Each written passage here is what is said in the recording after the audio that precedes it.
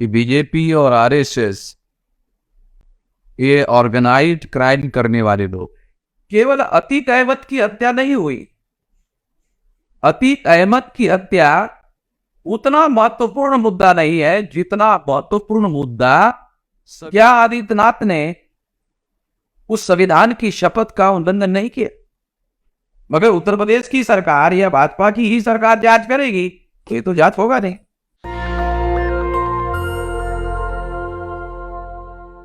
कल रात में मैं गुजरात के ऊना में कार्यक्रम में था और 10 बजे तक मेरा कार्यक्रम चला। उस कार्यक्रम में मैंने ये कहा था कि बीजेपी और आरएसएस ये ऑर्गेनाइज्ड क्राइम करने वाले लोग। मुझे नहीं मालूम था कि वो 10 बजे के और 10:30 बजे के बीच में एक बहुत बड़ा ऑर्गेनाइज्ड क्राइम करने का जघन्य अपराध करेंगे। अगर ऐसा हुआ, दूसरी महत्वपूर्ण बात मैं ये कहना चाहता हूं कि अतीक अहमद ये कन्विक्टेड व्यक्ति थे, यानी न्यायालय ने उनको अपराधी घोषित किया। न्यायालय ने उसको अपराधी घोषित किया था। निश्चित रूप से वो अपराधी था, उसका समर्थन नहीं किया जा सकता और किसी को भी अपराधी का समर्थन नहीं करना चाहिए। मगर इसमें जो बहुत महत्वपूर्ण और मौलिक सवाल खड़े होते हैं कि जो व्यक्ति जुडिशियल कस्टडी में था उसकी हत्या टाइट सिक्योरिटी में हुई। इसका अर्थ यह है कि टाइट सिक्योरिटी में यह हत्या करवाई गई। जो परिस्थिति जन्य साक्ष्य है उसके आधार पर यही कहा जा सकता है। इसलिए इस सारे एपिसोड में केवल अतीक अहमद की हत्या नहीं हुई। अतीक अहमद की हत्या उतना महत्वपूर्ण मुद्दा नहीं है जितना महत्वपूर्ण मुद्दा संविधान की हत्या करना है। देश भी कानून का राज है और कानून और संविधान की शपथ लेकर उत्तर प्रदेश में आरएसएस और भाजपा ने अपनी सरकार बनाई और आदित्यनाथ योगी को मुख्यमंत्री बनाए।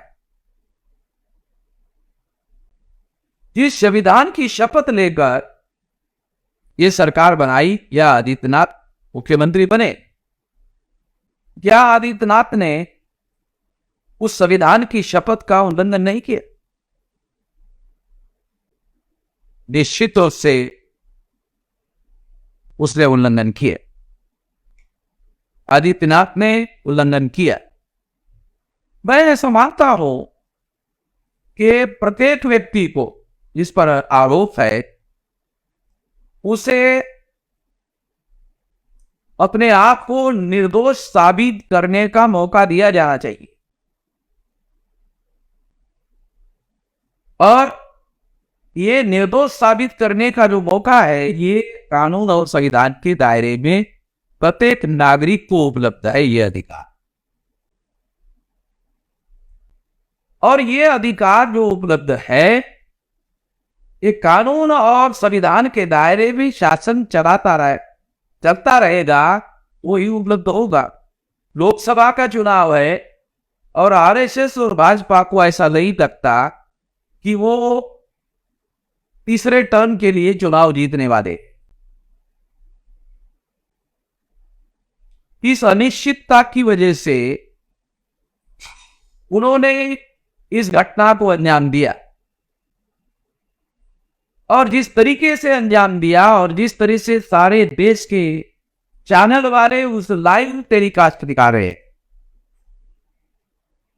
सारे देश के लोग उसको देख रहे हैं, रिपीटेडली सारे देश भर में देख रहे हैं। इससे सिद्ध होता है कि ये सारा एपिसोड हिंदू मुसलमान का ध्रुवीकरण करके 2024 के चुनाव में चुनाव जीतने के लिए ये सारा षड्यंत्र किया। इसके पीछे और एक बड़ा षड्यंत्र ये है, एससी एसटी ओबीसी के लोग जब उस सामाजिक रूप से ज्यादा जागृत होते हैं तो वो आरएसएस बीजेपी के विरोध में होते हैं, और जब वो आरएसएस बीजेपी के विरोध में होते हैं तब वो उनको वोट नहीं दे सकते। तो स्वाभाविक रूप से एससी एसटी ओबीसी को प्रतिक्रिया में हेतु बनाकर वोट लिया जा सकता है, उसके लिए मुस्लिम के विरोध में कोई बड़ी प्रतिक्रिया निर्माण करना जरूरी होता है। अतीक अहमद की हत्या बड़ी प्रतिक्रिया मुस्लिम विरोध में निर्माण करने के लिए ये की गई हत्या है, और हिंदू मुसलमान के थ्योरी पर अरे सर बीजेपी के लोग कहते हैं, कोई दूसरे लोग तो काम करते हुए दिखाई नहीं दे रहे। जब दूसरे लोग काम करते दिखाई नहीं दे रहे तो इसका मतलब यह है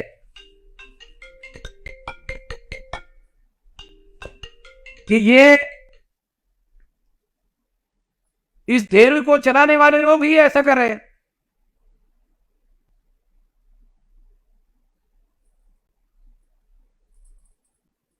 दो 2024 के चुनाव में इसका फायदा और इसे बीजेपी को होगा। अब जब इसका फायदा आरएसएस बीजेपी को होगा, जिसको फायदा होगा, स्वाभाविक रूप से उन्हीं लोगों ने इस षड्यंत्र पूर्वक ये काम किया है। ऐसा सरकमटेंशियल एविडेंस के आधार पर कहा जा सकता है। अगर जांच होती है तो जांच में ये पता भी चल जाएगा, इस षड्यंत्र का भी पता चलेगा। मगर उत्तर प्रदेश की सरकार या भाजपा की ही सरकार जांच करेगी, ये तो जांच होगा नहीं। इसलिए अगर जांच करना है तो जुडिशियल कस्टडी का आदमी, उसकी अगर मर्डर हुई तो जिम्मेदारी तो सुप्रीम कोर्ट की बनती है। इसलिए सुप्रीम कोर्ट को अपने निगरानी, नियंत्रण और निर्देशन पे इसकी जांच करनी चाहिए, तभी इसकी जांच हो सकती है। और ये जांच जो है कम से कम समय में होनी चाहिए, और कम से कम समय में ये काम किया जाना चाहिए। और एक महत्वपूर्ण बात है, इस घटना का नेशनल इंटरनेशनल परिणाम होना अवश्य है, अवश्यंभावी है। और अगर ऐसा परिणाम होता है, हिंदू मुसलमान की थ्योरी से 14 अगस्त 47 को पाकिस्तान बना, तो आरएसएस बीजेपी के लोग हिंदू मुसलमान के थ्योरी को जिस लेवल तक लेकर जाने की योजना पर काम कर रहे हैं, उससे वो लोग देश विभाजन की षड्यंत्र पर काम कर रहे हैं, ऐसा कहा जा सकता है। ये संविधान विरोधी काम है, ये देश विरोधी काम है, ये देश तोड़ने का भी षड्यंत्र है। इसको हर हालत में रोका जाना चाहिए, हर परिस्थिति में रोका जाना चाहिए।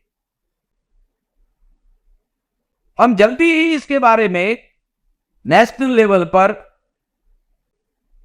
बड़ी कोई कार्रवाई, ऑर्गेनाइजेशनल कार्रवाई करने की दिशा में आगे बढ़ेंगे। क्योंकि ऑर्गेनाइज कार्रवाई हम क्यों करेंगे? क्योंकि इसके पीछे एससी एसटी ओबीसी को हिंदू बनाकर 2024 में वोट लेने की साजिश का हिस्सा है। इसलिए ये घटना मुस्लिम विरोधी नहीं है, ये घटना एससी एसटी ओबीसी के विरोध में है। वो एससी एसटी ओबीसी के लोगों को सारे देश भर में इसके लिए संगठित होकर इसकी प्रतिक्रिया देना बहुत ज्यादा जरूरी होगा, नहीं तो उनके वोट का अधिकार जीरो हो जाएगा। वोट के अधिकार पर जो संवैधानिक अधिकार मिले हुए हैं, वो अधिकार भी जीरो करने का आरएसएस बीजेपी का षड्यंत्र है। इससे सभी लोगों को सावधान रहना जरूरी है। ये मेरी पहली प्रतिक्रिया है। इस पर हम लोग ऑर्गेनाइज आंदोलन करने की दिशा में जल्दी ही मैं घोषणा करूंगा। मैं इस मौके पर इतना ही कहना चाहता हूं। धन्यवाद। नेशनल दस्तक की आपसे गुजारिश है कि अगर इसको बचाना चाहते हैं तो नेशनल दस्तक को सब्सक्राइब करने के लिए रेड कलर के सब्सक्राइब बटन को दबाएं, फिर बेल आइकन की घंटी दबाएं। नेशनल दस्तक को बचाने के लिए बहुत जरूरी है कि हर खबर को शेयर करें, लाइक करें, कमेंट जरूर करें।